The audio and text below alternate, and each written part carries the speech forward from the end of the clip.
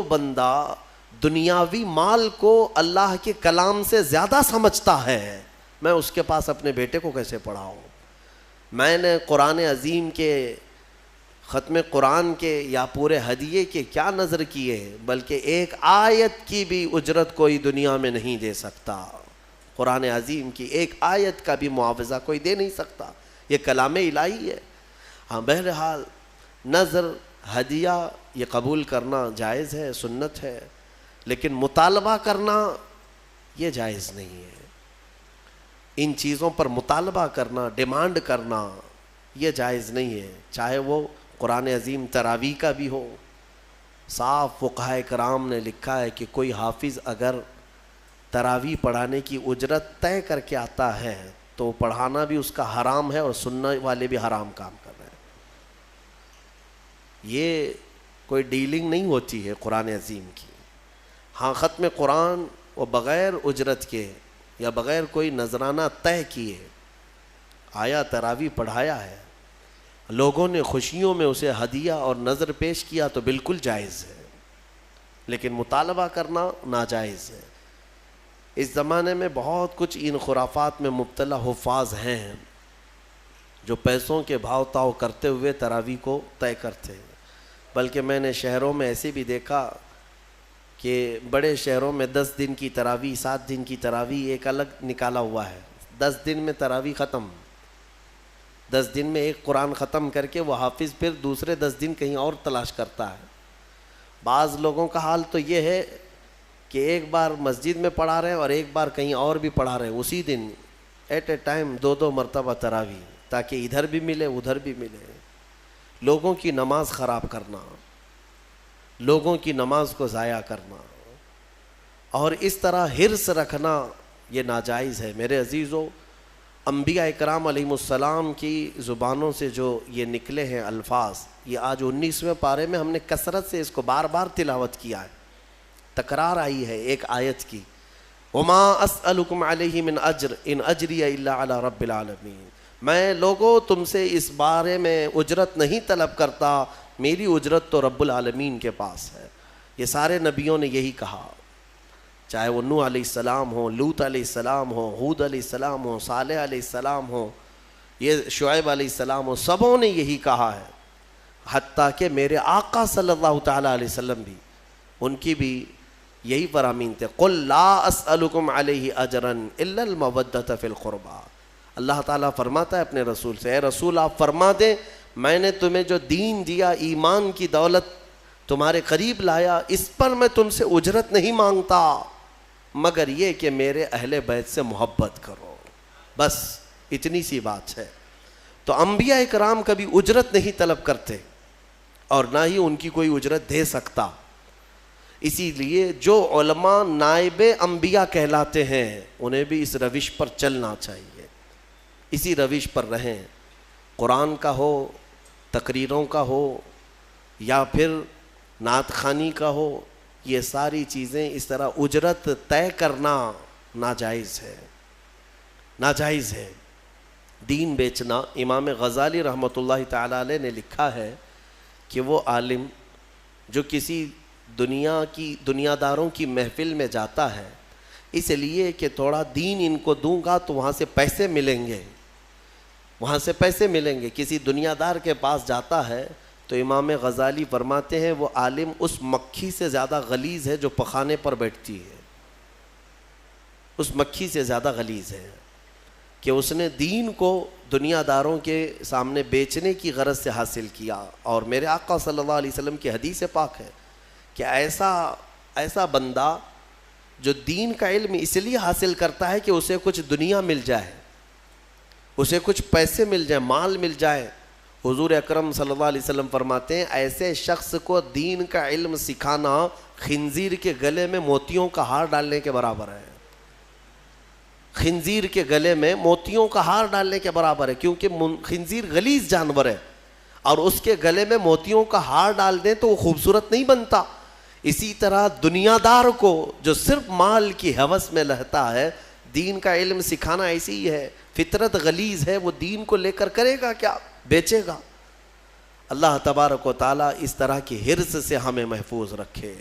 ہوس سے محفوظ فرمائے، اور اللہ تبارک و تعالیٰ آخری دم تک ہمیں اس کے دین کی خدمت اس کی رضا کے لیے کرنے کی توفیق عطا فرمائے۔ سورہ شعراء کے بعد ہم نے سورہ نمل کی بھی تلاوت کی ہے۔ ایک آیت میں تمہیں چلتے چلتے عرض کر دوں، خاص طور پر نوجوانوں کے لیے آج ضرورت ہے۔ سورہ فرقان کی شروع کی آیتیں، اس میں اللہ تعالیٰ فرماتا ہے قیامت کے دن کچھ لوگ ایسے پکڑے جائیں گے، قیامت کے دن کچھ لوگ ایسے پکڑے جائیں گے کہ جن کا جرم کیا تھا وہ میں آپ کو بتاتا ہوں۔ جرم کیا تھا کہ جس طرح سے کچھ نوجوان جوش میں آ کر ہوش کھو بیٹھتے ہیں اور وہ کیا کر رہے ہیں انہیں پتہ نہیں، اس کا تجربہ ہے، کئی علاقوں پر ہم نے دیکھا ہے۔ جوش میں تم بپھر کر باہر تو آ گئے، لیکن کس کو مار رہے ہو، کس پر پتھر برسا رہے ہو، اس کا کوئی ہوش نہیں، کس غرض سے آئے ہو یہ بھی پتہ نہیں، تمہارا مطالبہ کیا ہے یہ بھی نہیں معلوم، قیادت کو تسلیم نہیں کرنا ہے کسی کی۔ تو اس کا انجام کیا ہوتا ہے میں آپ کو بتاتا ہوں۔ حالات بگڑتے ہیں اور اس کے بعد یہ ہنگامہ آرائی ختم ہوتی ہے تو پکڑے وہ جاتے ہیں جو تماشا دیکھنے کے لیے گئے تھے۔ ہاں، اکثر ایسا ہوتا ہے کہ وہ لوگ پکڑے جاتے ہیں، بعد میں وہ کہتے رہتے ہیں میں تو سامان لانے دکان پہ گیا تھا، پولیس مجھے پکڑ لے گئی۔ کوئی کہتا ہے میں تو منگنی میں جا رہا تھا، میں تو ولیمے میں جا رہا تھا، میں تو دعوت میں جا رہا تھا، وہاں سے گزرا، دیکھنے کی غرض سے کھڑا تھا، میں پکڑا گیا۔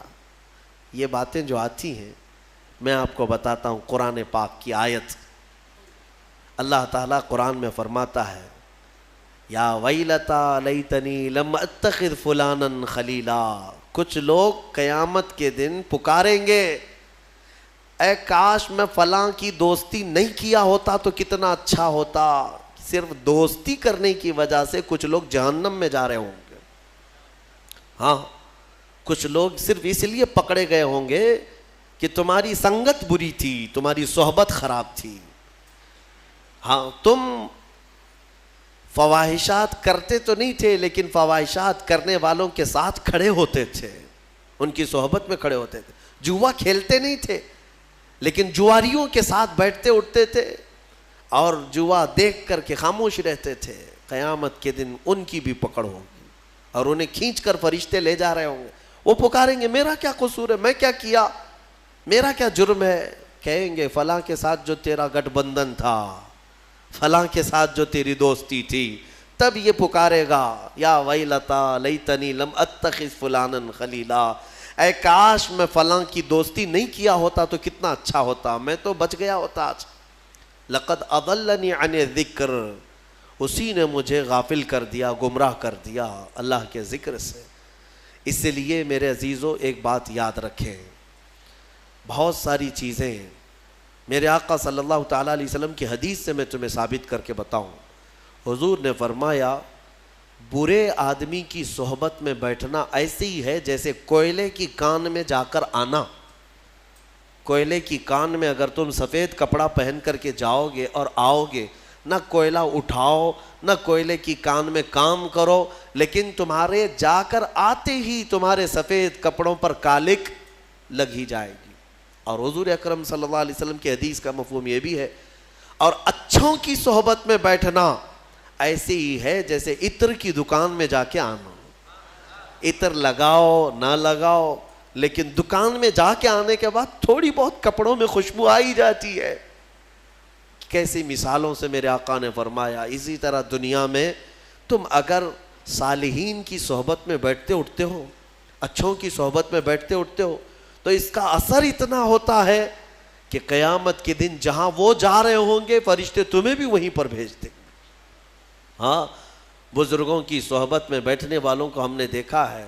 بعض روایات میں ہم نے یہ بھی پڑھا، سرکار غوث اعظم عبد القادر جیلانی رضی اللہ تعالیٰ عنہ کے ہاں کام کرنے والا جو دھوبی تھا، غوث پاک کے انتقال کے بعد بغداد کے بڑے بڑے علماء اگر کسی مسئلے میں پیچیدگی آتی تو اس دھوبی سے جا کر سوال کرتے، اس مسئلے کا حل آپ کو معلوم ہے؟ وہ جواب دے دیا کرتے۔ کیوں؟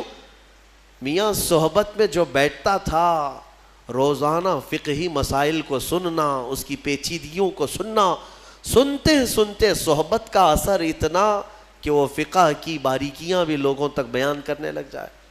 ایسے ہی ہم نے دیکھا ہے ڈاکٹروں کی صحبت میں رہتے رہتے کئی لوگوں کو دوائیوں کے نام یاد ہو جاتے ہیں، بیماریوں کی جڑ معلوم ہونے لگ جاتی ہے۔ تو صحبت ہی کا تو اثر ہے، پڑھا نہیں ہے، کچھ بھی نہیں ہے، صحبت میں رہنے والے کو اثر ہو ہی جاتا ہے۔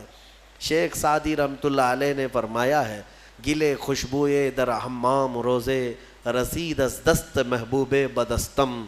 ایک دن ایک خوشبودار مٹی مجھے ہاتھ میں ملی، حمام میں خوشبودار مٹی تھی، تو میں مٹی کو سونگھا اور دیکھا کہ مٹی میں خوشبو کہاں سے آئی۔ تو شیخ سعدی فرماتے میں نے پوچھا اس سے، بدو گفتہ کہ مشکی یا عبیری کہ بوئے دلاویز تو مستم۔ میں نے مٹی سے پوچھا تو مشک ہے یا عنبر ہے، تیری خوشبو سے میرا دل مست ہو رہا ہے۔ گفتہ کہ من گلے ناچیز بودم وہ لیکن مدت باگل نشستم۔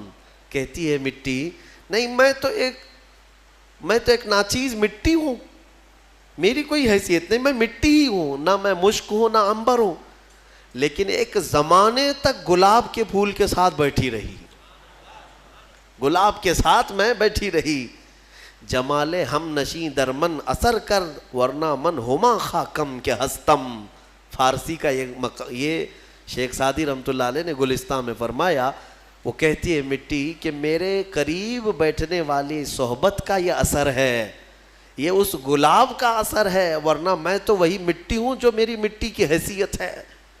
پتہ یہ چلا کہ مٹی بھی اگر پھول کے ساتھ رہے تو مٹی میں خوشبو آ جائے،